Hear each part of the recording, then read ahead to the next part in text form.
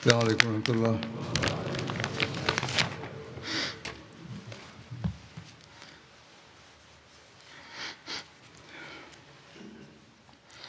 أشهد أن لا إله إلا الله وحده لا شريك له وأشهد أن محمدا عبده ورسوله أما بعد فأعوذ بالله من الشيطان الرجيم بسم الله الرحمن الرحيم الحمد لله رب العالمين الرحمن الرحيم مالك يوم الدين إياك نعبد وإياك نستعين اهدنا الصراط المستقيم صراط الذين أنعمت عليهم غير المغضوب عليهم ولا الضالين.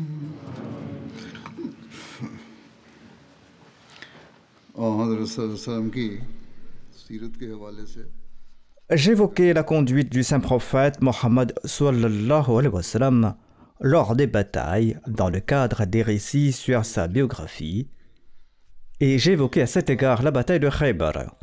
Après la bataille de Khaybar, les Juifs ont orchestré une tentative d'assassinat du saint prophète Mohammed sallallahu alayhi wa sallam.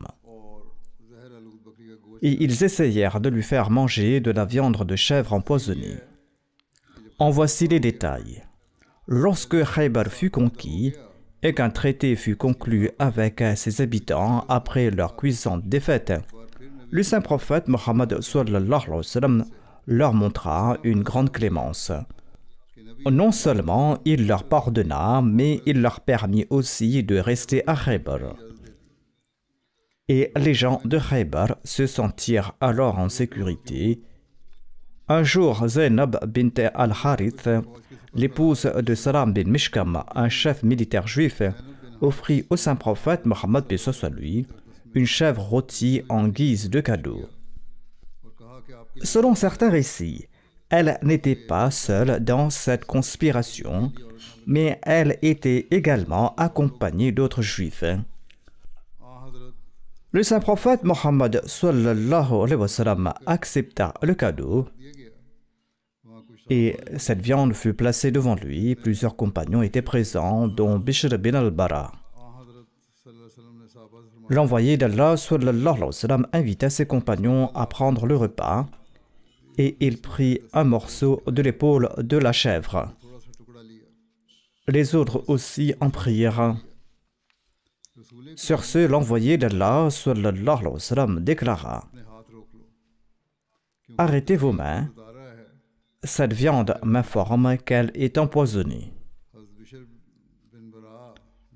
Bishr bin al-Bara, qui était présent là-bas, déclare: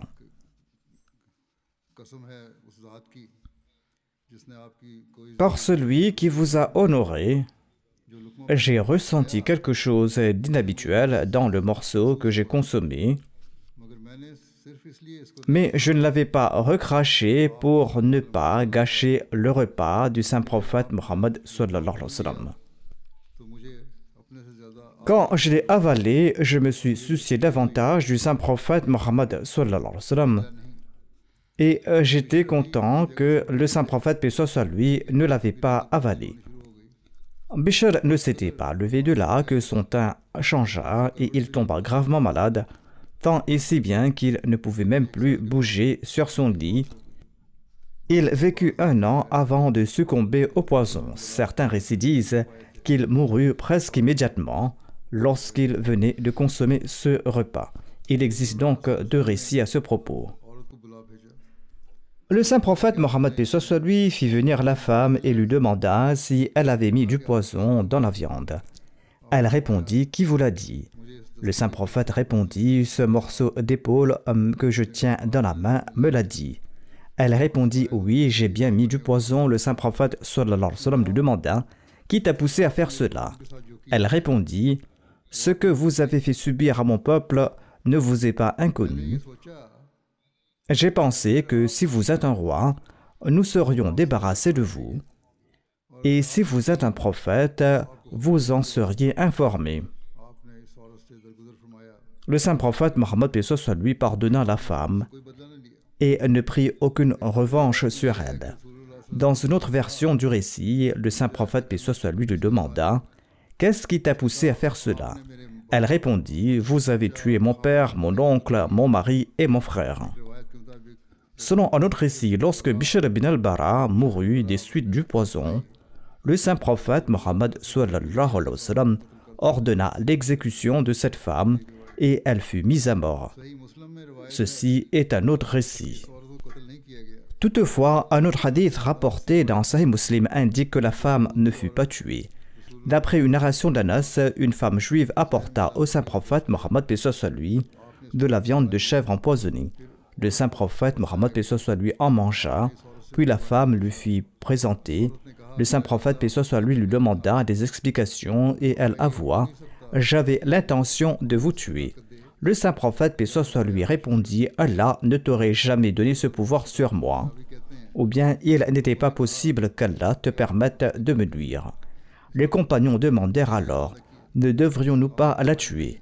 Mais le saint prophète Mohammed lui répondit non.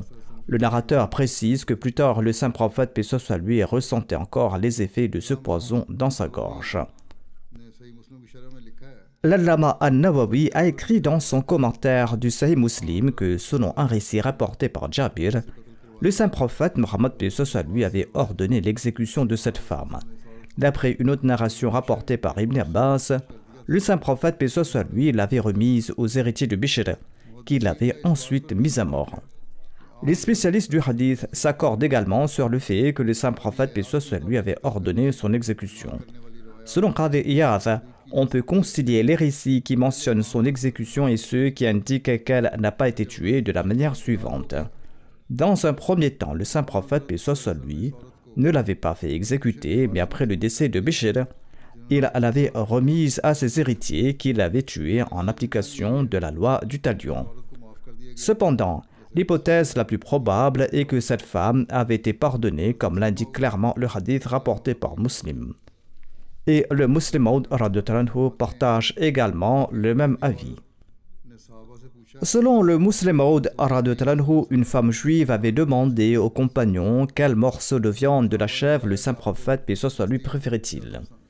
Les compagnons lui avaient répondu que c'était l'épaule. Elle fit alors abattre un mouton, en fit griller de la viande sur des pierres et ensuite y ajouta du poison, en insistant particulièrement sur les morceaux qu'on lui avait indiqués comme étant les préférés du saint prophète Mohammed sallallahu alayhi wa sallam. Après le coucher du soleil, lorsque le saint prophète lui termina la prière du soir et retourna à son campement, il aperçut une femme assise près de sa tente. Il lui demanda « Ô femme, que veux-tu » Elle répondit « Ô Abul Qasim, je vous apporte un cadeau. » Le messager d'Allah sallallahu alayhi wa sallam demanda alors à un compagnon de prendre ce qu'elle offrait. Ensuite, lorsqu'il s'assit pour manger, un morceau de viande rôtie fut présenté. Le saint prophète Mohammed lui en prit une bouchée et l'un de ses compagnons, Bashir bin al-Bara Ma'rour, en mangea également. Il y a ici méprise sur le nom du compagnon. Il se nomme Bishr et non Bashir. Au moment où d'autres compagnons s'apprêtaient à manger, le saint prophète Mohammed a déclaré « Ne mangez pas, car cette main m'a informé que la viande était empoisonnée. »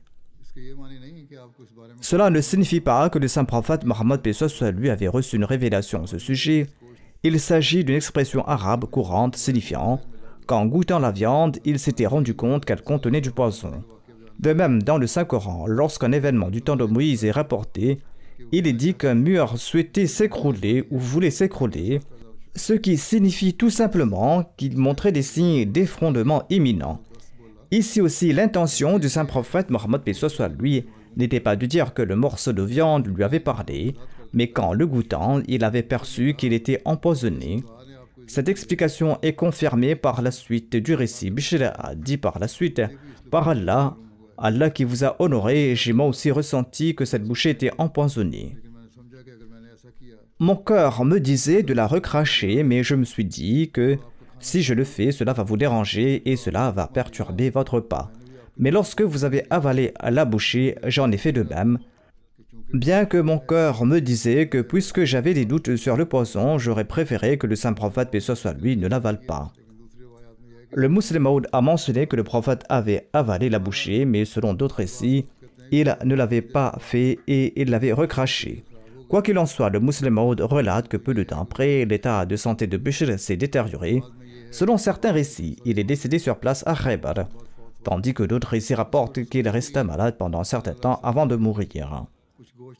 Le saint prophète Mohammed paix soit lui avait fait jeter un morceau de cette viande devant un chien qui est décédé après l'avoir mangé.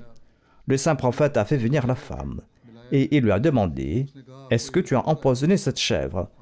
Elle lui a demandé « Qui vous l'a dit ?» Le saint prophète tenait alors dans sa main l'épaule du mouton et m'a dit « Cette main m'en a informé. » La femme a compris que son acte avait été dévoilé et elle a avoué qu'elle avait mis du poison dans la viande. Le saint prophète lui a demandé « Qu'est-ce qui t'a poussé à commettre cet acte répréhensible ?» Elle a répondu qu'il y a eu cette guerre entre vous et mon peuple et mes proches ont été tués dans la bataille. Et je me suis dit que je devais vous empoisonner. Si vous souhaitiez le monde, nous serions ainsi débarrassés de vous. Mais si vous étiez un vrai prophète de Dieu, eh bien Dieu vous sauvera. En entendant cela, le saint prophète Mohammed paix soit lui a accordé son pardon. Le saint prophète ne lui a pas infligé de punition, bien que la peine prévue pour un tel acte était certainement la mort. Ainsi donc, c'était aussi l'opinion du Muslim Maud. Il est également rapporté que la cause du décès du saint prophète paix soit lui était l'effet de ce poison. Est-ce vrai ou pas? Dans le Sahih al-Bukhari, Aïcha rapporte: durant sa dernière maladie, le saint prophète Mohammed paix soit lui disait: « Ô Aïcha, je ressens encore la douleur du repas que j'ai mangé à Khaybar.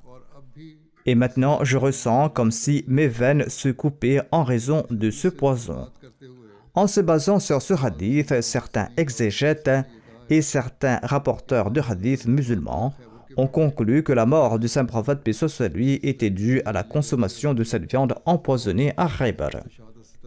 C'est pourquoi son décès est qualifié de martyr et on le considère comme le plus grand des martyrs. Cependant, il n'était nullement nécessaire d'affirmer cela pour exalter son statut. Un prophète est par essence un martyr ainsi qu'un siddiq. En réalité, une telle affirmation pourrait donner aux ennemis une occasion de se moquer de lui. En effet, les Juifs avaient empoisonné ce repas dans l'idée que si le saint prophète Mohammed paix soit lui était un vrai prophète de Dieu, eh bien il allait survivre au poison. Or, lorsqu'il a été sauvé, à ce moment-là, ils ont reconnu qu'il était un prophète de Dieu et ils ont qualifié cela de miracle. Malheureusement, certaines personnes naïves acceptent facilement l'idée que ce poison a causé la mort du saint prophète paix soit lui. Pourtant, la réalité est tout autre. Son décès n'a absolument pas été causé par ce poison. Il s'agissait tout simplement d'une douleur persistante, tout comme il arrive parfois que des blessures anciennes ou des maladies se manifestent à certains moments ou sous certaines conditions climatiques. Si l'on entre dans les détails, on trouve également que le saint prophète paix soit lui avait mis cette viande empoisonnée dans sa bouche mais ne l'avait pas avalée. Cependant, le simple contact avec la viande avait causé une blessure à son palais ou à sa gorge, ce qui occasionnait parfois des douleurs en mangeant. C'est probablement cette même douleur qu'il a exprimée lors de sa dernière maladie. On trouve également mention du mariage du saint prophète Mohammed paix soit lui avec Safiya dans le cadre des récits sur Khaybar. Il est rapporté qu'après la conquête de la forteresse de Nazar, de nombreux prisonniers furent capturés, parmi lesquels Safiya, sa cousine ainsi que d'autres femmes. Certains ouvrages mentionnent plutôt la forteresse de Kamous au lieu de Nazar. Safia rapporte que le saint prophète Mohammed lui l'avait faite prisonnière dans la forteresse de Nazar avant même d'atteindre les forteresses de Katiba. Selon Kinana, la forteresse de Nazar était la plus solide et la plus résistante. C'est pourquoi les femmes et les enfants avaient été transférés dans la forteresse de Nazar. Voici les détails sur les circonstances faisant que Safia fut attribuée au saint prophète Mohammed lui. Voici les détails de leur mariage. Lorsque les prisonniers furent rassemblés après la conquête de Khaybar, Dihya est venu voir le saint prophète lui et lui a dit: Ô messager d'Allah, donnez-moi une femme parmi ses captives. Le saint prophète lui a dit: Va et prends une. Dihya choisit alors Safia, la fille de Huyy bin Akhtab. Un homme vint alors voir le saint prophète et lui dit: Ô messager d'Allah, vous avez donné la fille de Huyy bin Akhtab à Dihya. C'est une princesse des Banu Qurayza et des Banu Nadir. Elle ne convient qu'à vous. Le saint prophète lui demanda alors qu'on la lui amène. Lorsqu'il la vit, il dit à Dihya: choisis une autre captive parmi les prisonnières. D'après Anas, le saint prophète affranchit ensuite Safia. Selon un récit rapporté dans le Musnad Ahmad bin Hanbal, le saint prophète Mohammed lui a dit à Safia: je te rends ta liberté. Tu as deux choix, soit tu retournes auprès de ton peuple, soit tu m'épouses. Safia préféra la liberté et elle choisit d'épouser le saint prophète lui. Selon un autre récit, le saint prophète lui proposa d'embrasser l'islam, ce qu'elle accepta. Lorsque le saint prophète Mohammed lui demanda à Dihya de choisir une autre captive, certaines sources rapportent qu'il lui offrit la cousine de Safia ou la sœur de Kinana bin Rabi. D'après d'autres récits, il lui donna 7 esclaves en compensation et il envoya Safia chez Salama. Après avoir réglé les affaires de Khaybar, le saint prophète Mohammed quitta la région. À environ 6 milles de distance, il envisagea de faire une halte pour finaliser son mariage avec Safia. Cependant, à la demande de celle-ci, il poursuivit son voyage et ne s'arrêta qu'à environ 12 milles de Khaybar, à un lieu appelé Sahaba. Là, Sulaim prépara Safia pour la cérémonie nuptiale. Le saint prophète, paix soit lui, interrogea ensuite Safia sur la raison pour laquelle elle avait préféré retarder la halte initialement prévue. Sa réponse révèle à quel point la noblesse de caractère du saint prophète, paix soit lui, avait touché son cœur. Fille d'un chef juif et veuve d'un notable juif, son père avait été tué par les musulmans après la bataille du Fossé, et son époux, avec qui elle venait tout juste de se marier 2 mois auparavant, avait également péri. Quelques jours auparavant, son oncle et plusieurs de ses proches avaient été tués. Safia elle-même raconte qu'elle ressentait une profonde haine envers le saint prophète Mohammed sallallahu alayhi wa sallam. Cependant, lorsqu'elle rencontra le saint prophète, paix soit lui, pour la première fois, il la traita avec une immense douceur et bienveillance. Il lui parla à plusieurs reprises, lui expliquant avec patience: « Ô Safia, ton père avait rassemblé toutes les tribus arabes contre nous. Il a comploté, il a fait ceci et cela, et finalement, il nous a poussés à intervenir à Khaybar pour nous défendre et mettre fin à ces intrigues. » Safia relate que cette attention répétée et emplie de bienveillance du saint prophète, paix soit lui, dissipa peu à peu sa rancœur. Et dès cette première rencontre, dit-elle, il n'y avait pour moi personne de plus cher que le saint prophète Mohammed, paix soit lui, dans ma vie. Lors du voyage de retour de Khaybar, la noblesse de caractère du saint prophète, paix soit lui, se manifesta davantage. Avant le départ, le saint prophète, paix soit lui, plia son manteau pour qu'elle puisse s'asseoir confortablement sur la monture. Puis le saint prophète, paix soit lui, posa son genou au sol afin qu'elle puisse s'en servir comme appui pour monter sur son chameau. Pendant le trajet, lorsque Safia somnolait et que sa tête risquait de heurter le hauda, le saint prophète, paix soit lui, soutenait sa tête délicatement de sa main de peur qu'elle ne se blesse. Puisque Safia faisait désormais partie des mères des croyants, c'est-à-dire des époux du saint prophète, le saint prophète l'a fait voyager derrière lui sur son chameau et il plaça sur lui un voile, affirmant clairement qu'elle était son épouse et pas une simple captive. Quoi qu'il en soit, l'explication de sa réponse pour ne pas s'arrêter à 6 000 est détaillée comme suit. C'était l'effet de la noblesse des mœurs du saint prophète Mohammed paix soit sur lui que Safiya n'avait personne au monde qu'elle aimait plus que lui. Ainsi Safiya a répondu au saint prophète que, comme il voulait camper tout près de Khaybar, elle craignait que son peuple n'essaye de lui faire du mal, et c'est pourquoi elle souhaitait qu'il s'éloigne un peu plus de Khaybar. Les compagnons étaient également conscients des complots des Juifs et de leurs intentions dangereuses, et il n'y avait que quelques jours que la conspiration visant à assassiner le saint prophète paix soit sur lui par le biais d'un repas empoisonné par une femme nommée Zainab avait eu lieu. C'est pourquoi ses compagnons dévoués ne voulaient en aucun moment lui quitter les yeux. On trouve également mention de l'histoire d'Abu Ayyub qui avait monté la garde pendant la nuit, dévoilant lors de ce mariage une manifestation innocente et amoureuse de sa part. Le saint prophète Mohammed sallallahu alayhi wa sallam était sorti de sa tente le matin et il a vu Abu Ayyub Ansari debout, vigilant et tenant une épée à la main devant sa tente. Il a demandé ce qui se passait et Abu Ayyub lui a répondu: Ô messager d'Allah sallallahu alayhi wa sallam, j'étais inquiet en raison de cette juive nouvellement convertie, c'est-à-dire Safiya, car son père, son mari et les membres de son peuple ont été tués et elle vient de se convertir à l'islam. J'avais peur qu'elle ne vous cause du tort, c'est pour cette raison que j'ai passé toute la nuit dehors à faire le guet avec mon épée. En réponse à cet amour innocent d'Abu Ayyub, le saint prophète paix soit sur lui a fait cette prière en sa faveur: Ô Allah, protège Abu Ayyub, tout comme il a passé la nuit à me protéger. Le nom d'origine d'Abu Ayyub était Khalid bin Zayd. Il était ce compagnon qui a eu l'honneur d'héberger le saint prophète paix soit sur lui pendant plusieurs mois lors de son émigration à Médine. Abu Ayyub est décédé lors d'une campagne en l'an 50 de l'Hégire et son mausolée se trouve à Istanbul.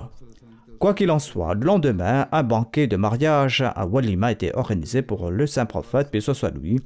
Ce banquet de mariage était très digne et simple, composé de haïs, un repas préparé à partir de dattes, de fromage et de ghee, qui a été préparé pour tout le monde. Après un séjour de 3 jours, ils sont partis d'ici. L'affranchissement de Safiya a été considéré comme sa dot. On mentionne également le rêve de Safiya, dont la véracité est mise en évidence par ce mariage. Il est rapporté que le saint prophète Mohammed paix soit sur lui a vu une marque bleue tout près de l'œil de Safiya et a demandé quelle était la cause de cette blessure. Elle a répondu que quelques jours avant sa venue à Khaybar, ou selon certaines traditions pendant le siège de Khaybar, elle avait rêvé que la lune venait de Yathrab et tombait dans ses bras. Elle a raconté ce rêve à Kinana, son mari, qui lui a donné une gifle violente en disant que elle rêvait d'épouser ce roi de Yathrab, c'est-à-dire le saint prophète Mohammed paix soit sur lui. Selon certaines versions, ce rêve était très ancien et c'est son père, lui, qui l'avait giflé. Mais la plupart des livres rapportent que c'est son mari qui l'a giflé, ce qui semble plus plausible. Le nom de Safiya était Zainab, mais le saint prophète paix soit sur lui l'a emmené et l'a libéré avant que le butin ne soit partagé. Selon la coutume de l'époque, les biens destinés au chef avant le partage du butin étaient appelés Safiya ou As-Safa. C'est en raison de cette pratique qu'elle est connue sous le nom de Safiya. Safiya est décédée en l'an 50 de l'Hégire à l'époque de l'émir Muawiyah et elle a été enterrée à la Jannat al-Baqi. Les orientalistes critiquent également le mariage de Safiya et comme à leur habitude, ils soulèvent des objections concernant ce mariage, ce qui témoigne de leur propre ignorance et de leurs préjugés. Par exemple, dans la 9e édition de l'Encyclopédie Britannica, sous la rubrique Mohammedanism, on trouve une phrase dont la traduction est la suivante. L'acte final de ce triomphe fut le mariage de Mohammed sallallahu alayhi wa sallam avec la fille du roi. L'orientaliste écrit: Safiya n'éprouva absolument aucune répulsion pour cet homme qui était responsable de la mort de son père Huyi et de son mari Kinana. Elle s'est au contraire sublimée et transformée sous ses nouvelles couleurs. L'attitude d'une autre juive, Zainab, qui a tenté d'empoisonner le meurtrier de son peuple et à payer ce crime de sa vie est bien plus admirable. Cette tentative a échoué, mais on dit que Mohammed sallallahu alayhi wa sallam a ressenti les effets de ce poison même lors de sa dernière maladie. L'auteur critiquant Safiya écrit que son mari et son père ont été tués et qu'elle aurait dû faire preuve d'un peu de fierté et se venger, mais qu'elle a préféré son propre intérêt en épousant le saint prophète Mohammed paix soit lui. L'auteur loue au contraire l'autre femme juive qui a administré le poison, affirmant qu'elle a au moins fait preuve de fierté et elle a tenté de tuer le saint prophète Mohammed paix soit lui. Ces auteurs n'ont aucune limite à leur haine et à leur inimitié envers l'islam et le fondateur de l'islam, le saint prophète Mohammed sallallahu alayhi wa sallam. Ils ne pensent même pas aux conclusions que pourrait tirer une personne dotée d'un peu de bon sens de leurs écrits. Un poison de préjugés transparaît automatiquement de leurs écrits. Ils ne font pas preuve de justice. Les Juifs de Khaybar ont eu un affrontement majeur avec le saint prophète Mohammed paix soit lui, et ils ont été lourdement défaits. Quel aurait dû être leur traitement après cela? Que ce règlement de guerre date de cette époque ou du monde civilisé actuel, il aurait été justifié de tout les réduire en poussière. C'était justifié selon la propre Bible ainsi que selon les règles et les coutumes de l'époque. Mais il ne mentionne pas l'indulgence, le pardon et la douceur dont a fait preuve le saint prophète Mohammed paix soit lui après avoir eu le dessus sur ses oppresseurs. Non seulement il ne le loue pas, mais il omet de dire que suite à leur demande de paix, le saint prophète Mohammed paix soit lui a accepté leurs conditions d'exil et leur a pardonné.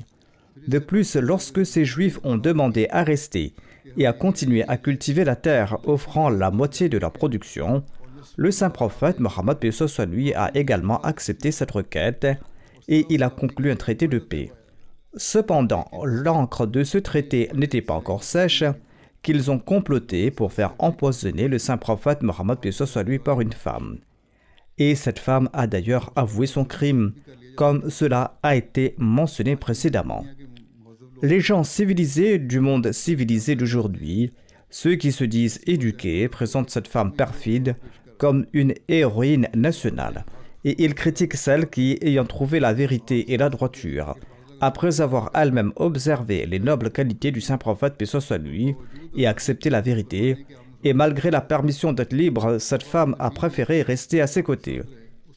C'est-à-dire qu'à ce moment-là, ils oublient tous les principes de la liberté individuelle et de la justice équitable. De même, certains autres détracteurs émettent des objections et, de manière disgracieuse, ils affirment que le saint prophète Mohammed paix soit lui aurait entendu parler de la beauté de Safiya et c'est là qu'il aurait demandé à Dahia de retourner Safiya et il l'a épousée lui-même. En réalité, ces objections proviennent de leur propre bassesse d'esprit et de leur incompréhension de la véritable biographie et du caractère du saint prophète Mohammed paix soit lui. Leurs cœurs sont remplis de préjugés. S'ils regardaient avec justice et avec un cœur pur, ils n'auraient pas eu de telles pensées. Il faut examiner la vie passée du saint prophète Mohammed sallallahu alayhi wa sallam, la vie passée sur laquelle le Saint-Coran attire également l'attention de manière très éloquente. فَقَدْ لَبِثْتُ فِيكُمْ عُمَرًا مِنْ قَبْلِهِ أَفَلَا تَعْقِلُونَ.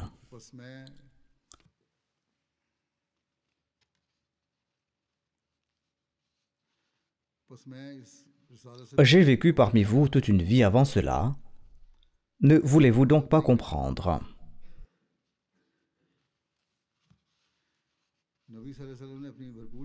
Comment le saint prophète Mohammed paix soit lui a-t-il passé sa pleine jeunesse au sein d'une société où les assemblées de vin et de divertissement n'étaient non seulement courantes, mais mentionnées avec fierté? Il a passé toute sa jeunesse marié à une veuve, une femme honorable et noble, et il a vécu avec cette seule épouse pendant environ 25 ans. Les chefs des Korachites lui ont eux-mêmes offert les plus belles femmes, comme l'histoire l'atteste, mais il a rejeté leur offre. La jeunesse du saint prophète Mohammed paix soit lui et les années passées sont une preuve éclatante qu'il n'avait, que Dieu nous en préserve, aucune relation même lointaine, avec les plaisirs et le faste des mariages.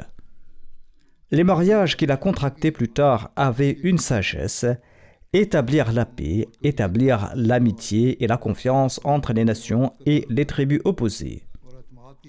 Parmi ces mariages, on trouve le mariage avec Juwayriya, la fille de Banu Mustalik, le mariage avec Habiba, la fille d'Abu Sufyan, le chef des Qurayshites. De même, après la conquête de Khaybar, au lieu de remettre la femme et la fille du chef de la tribu à une personne ordinaire en tant qu'esclave, ce qui aurait humilié et déshonoré ces gens, le saint prophète Mohammed, paix soit sur lui, qui était le roi du monde spirituel et aussi le chef de l'état de Médine, a d'abord libéré Safiya et ensuite il l'a honorée. Puis, en lui proposant de retourner auprès de sa famille, il a encore accru son statut et son respect en lui disant que vous pouvez partir chez votre famille. Ensuite, il l'a épousée, lui donnant le statut de mère de tous les croyants. De plus, l'honneur et le respect de leur tribu et de leur famille ont été accrus et une atmosphère de paix et de sécurité a été créée dans la société. William Montgomery Watt est un orientaliste écossais qui a formulé des remarques très dures contre l'islam et contre le saint prophète Mohammed, paix soit sur lui, dans ses livres.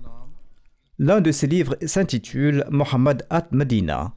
Malgré sa partialité, il a été contraint d'écrire à propos des mariages du saint prophète Mohammed sallallahu alayhi wa sallam qu'il pouvait y avoir eu des motivations politiques derrière le mariage avec les filles juives Safiya et Rayhana pour établir des liens solides.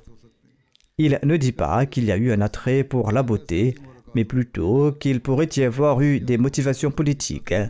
Les mariages de Mohammed sallallahu alayhi wa sallam ou ceux envisagés avec certaines femmes avaient probablement des objectifs politiques principalement. Au moins, il a reconnu que ce n'était pas par convoitise.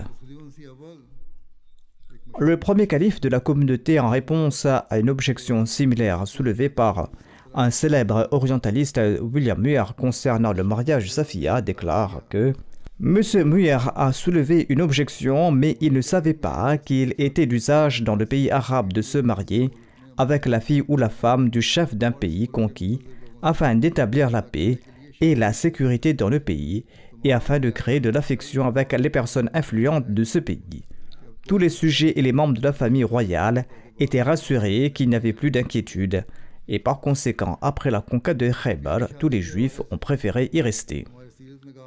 Nos biographes et nos historiens ont également fait preuve d'imprudence et ont commis l'erreur de reprendre sans discernement des récits qui n'ont ni queue ni tête concernant le mariage de Safiya.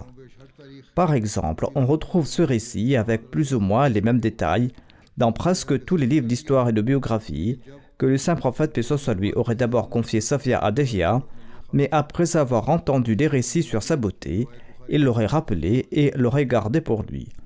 Un récit de ce genre se trouve également dans Al-Bukhari, rapporté par Anas, qui a déclaré que quand nous sommes arrivés à Khaybar et qu'Allah a conquis la forteresse, on a parlé devant le saint prophète, paix soit sur lui, de la beauté de Safiya bint Huy bin Akhtab au saint prophète, paix soit sur lui. Elle était une jeune mariée dont le mari venait d'être tué. Elle était mariée depuis peu et le saint prophète l'aurait choisie pour lui. C'est ce récit que certains esprits malades utilisent pour formuler des objections.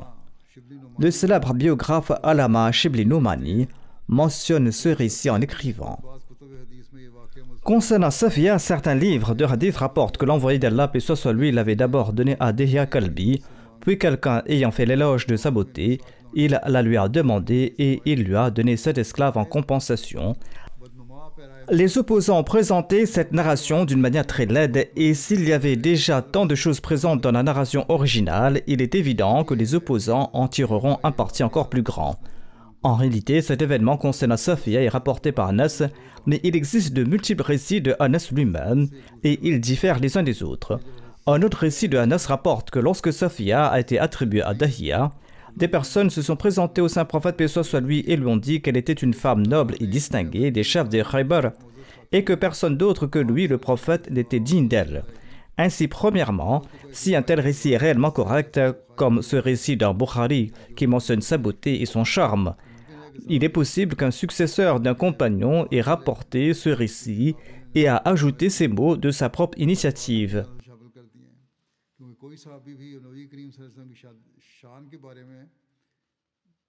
Car aucun compagnon n'aurait osé faire quoi que ce soit qui porterait atteinte à la dignité du saint prophète Mohammed paix soit lui.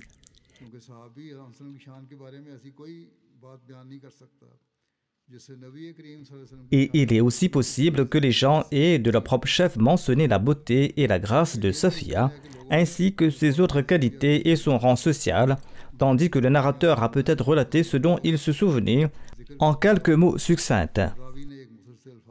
Cependant, un point important et fondamental est que les biographes ne remarquent pas que, compte tenu de la grande stature et du rang élevé du saint prophète Mohammed paix soit lui, la beauté ou le charme d'une personne ne sont que superficiels et accessoires. Lorsque le saint prophète paix soit lui prenait des décisions de mariage, la raison fondamentale n'était pas celle souvent avancée. La véritable raison fondamentale était probablement un commandement divin.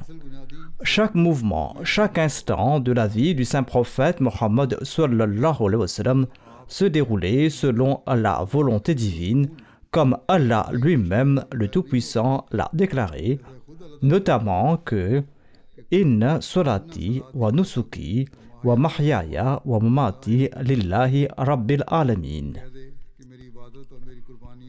c'est-à-dire, dit en vérité, ma sola, mes sacrifices, ma vie et ma mort appartiennent à Allah, le Seigneur de tous les mondes.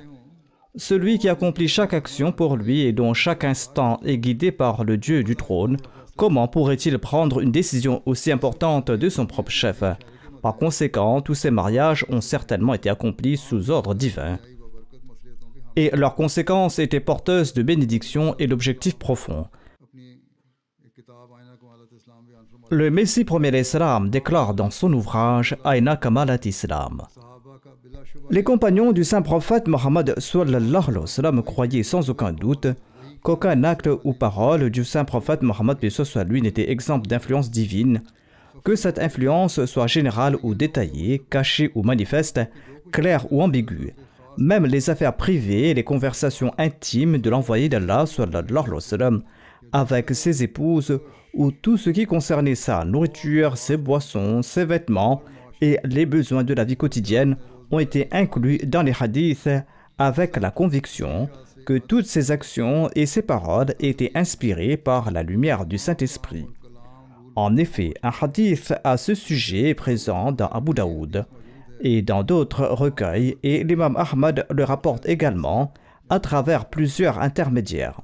Notamment, Abdullah bin Omar aura déclaré que j'avais l'habitude d'écrire tout ce que j'entendais de l'envoyé d'Allah sallallahu alayhi wa sallam pour pouvoir le mémoriser. Certains compagnons m'ont dit de ne pas le faire en disant que ne fais pas cela, car le messager d'Allah paix soit lui est un être humain et parfois il parle sous l'effet de la colère. Ayant entendu cela, j'ai cessé d'écrire cela et j'en ai parlé au messager d'Allah. Le Messie premier l'Islam déclare: le saint prophète sallallahu alayhi wa sallam a déclaré: je jure par celui qui tient mon âme entre ses mains, tout ce qui émane de moi, toute parole qui émane de moi, toute action que j'accomplis provient de Dieu le Très-Haut. Si l'on dit que les mêmes recueils de hadith mentionnent également une erreur d'ijtihad, c'est-à-dire une erreur d'interprétation de la part du saint prophète Mohammed paix soit lui dans certaines affaires, si toutes les paroles et les actions du saint prophète étaient issues de révélations, pourquoi aurait-il commis une erreur, bien que le saint prophète paix soit lui n'ait pas insisté sur la décision? Le Messie promet l'Islam déclare la réponse à cela est que cette erreur d'ijtihad ou d'interprétation n'était pas non plus exempte de la lumière de la révélation, et le saint prophète paix soit lui n'était jamais séparé du contrôle de Dieu, pas même un instant. Ainsi, cette erreur d'ijtihad est similaire à l'oubli qui est arrivé plusieurs fois au saint prophète paix soit lui pendant la Salat, afin que les questions de religion puissent en découler. De même, parfois, une erreur d'interprétation s'est produite afin que la religion puisse également être complétée par cela, et que des questions subtiles puissent en découler. Et cet oubli humain n'était pas non plus un oubli comme celui de tous les hommes, mais était en fait de la même nature que la révélation, car il y avait une disposition spéciale de Dieu le Très-Haut qui dominait l'existence du saint prophète, paix soit lui. Parfois, il le poussait dans une direction dans laquelle il y avait de nombreux intérêts de Dieu le Très-Haut. Ainsi, nous ne considérons pas cette erreur d'Ijtihad comme séparée de la révélation, car ce n'était pas une chose anodine. Au contraire, Dieu prenait alors possession de son prophète pour l'intérêt général et manifestait une lumière sous la forme d'une distraction ou dans le cadre d'un mauvais Ijtihad. Puis immédiatement après cela, la révélation revenait avec ferveur. C'est comme retenir l'eau d'un canal qui coule pour un motif précis, puis de relâcher cette eau. Par conséquent, personne de sensé ne peut dire que l'eau s'est asséchée du canal ou qu'elle a été retirée. Il en va de même pour l'erreur d'Ijtihad des prophètes, à savoir que le Saint-Esprit ne les quitte jamais. Cependant, parfois Dieu prend possession de la compréhension et de la perception des prophètes pour certains motifs. Et une parole et un acte émanent d'eux sous forme d'une distraction ou d'une erreur, et la sagesse qui a été voulue se manifeste. Ensuite, le fleuve de la révélation se remet à couler avec force, et l'erreur est enlevée du milieu, comme si elle n'avait jamais existé. Le Messie premier alayhi salam cite ici l'exemple de Jésus alayhi salam. Jésus a couru vers un figuier pour manger son fruit, et le Saint-Esprit était avec lui. Cependant, le Saint-Esprit ne l'a pas informé qu'il n'y avait pas de fruits sur le figuier à ce moment-là. Malgré tout, tout le monde sait que ce qui est rare et exceptionnel est considéré comme inexistant. Donc, si quelque chose arrive occasionnellement, c'est comme si cela n'arrivait pas. Ainsi, dans la mesure où près d'1 million de paroles et d'actions de notre Seigneur et Maître Mohammed Mustafa sallallahu alayhi wa sallam reflètent entièrement la splendeur divine, et dans chaque chose, dans chacun de ses mouvements, dans son repos, dans ses paroles, dans ses actions, les lumières brillantes du Saint-Esprit sont visibles. Alors quel mal cela ferait-il s'il y a une trace d'humanité dans une ou deux actions? Au contraire, il était nécessaire que cela se produise parfois pour la réalisation de l'humanité, afin que les gens ne tombent pas dans le fléau du shirk de l'association à la personne de Dieu. Ainsi, si un récit sur la vie du saint prophète Mohammed paix soit lui est mentionné dans un hadith ou un ouvrage historique, il doit être analysé à la lumière du verset coranique que j'ai cité, affirmant que tout ce que le saint prophète paix soit lui accomplissait était dédié au plaisir de Dieu. De même, en tenant compte des écrits du Messie premier alayhi salam, ces récits doivent être étudiés et évalués avec discernement, plutôt que d'accuser le saint prophète paix soit lui ou d'accepter aveuglement les propos des orientalistes en pensant que nous sommes sans réponse. Ceci est la véritable méthode pour préserver le caractère sacré du saint prophète Mohammed paix soit lui, et ce n'est pas simplement en lançant des slogans qu'on va le faire. Après 2 jours, Inch'Allah, le Ramadan va débuter, que Dieu nous accorde à tous sa capacité d'en tirer pleinement profit, qu'il nous accorde des jeûnes et des prières acceptables. Nous devons prier en ce sens et faire des efforts en ce sens. Je vais également diriger la prière funéraire en absence de la dépouille de Chaudhry Mohammed Anwar Iyaz Saheb de Rabwa, qui était le fils de feu Chaudhry Mohammed Islam Saheb. Il est décédé ces derniers jours, inna lillahi wa inna ilayhi raji'un. Le défunt était Moussi, son fils Nasir Mahmoud Tahir, et le missionnaire en charge et l'émir de la Jama du Kenya. Et il n'a pas pu assister aux funérailles de son père car il était hors du pays. Les autres enfants du défunt ont également l'opportunité de servir la communauté d'une manière ou d'une autre. Nasir Mahmoud Saheb écrit que l'Ahmadiyya a été introduit dans sa famille par l'intermédiaire de son grand-père Chaudhry Ghulam Mohammed Jet Saheb Radoutanhu, qui s'était rendu à Qadian et a prêté allégeance au Messie premier alayhi salam. Il était l'un des premiers Ahmadis de son village. En 1996, le défunt père a été emprisonné pendant environ 1 mois dans la voie de Dieu. Pendant cette période, le défunt a été maltraité par la police. Il a été malmené à plusieurs reprises. Mais le défunt a enduré tout cela uniquement pour le plaisir de Dieu. Et il a purgé cette peine avec beaucoup de courage. Il avait un grand respect pour la Nizam et Jamaat et le califat. Il était régulier dans ses prières et ses contributions financières. Il avait payé la totalité de son Hissa Jaidad sur ses biens durant sa vie. Dès qu'il percevait un revenu, il payait ses cotisations. Qu'Allah lui accorde son pardon et sa miséricorde, qu'il accorde patience et courage à ses enfants et à ce fils qui est à l'étranger. qu'Allah lui accorde patience et courage.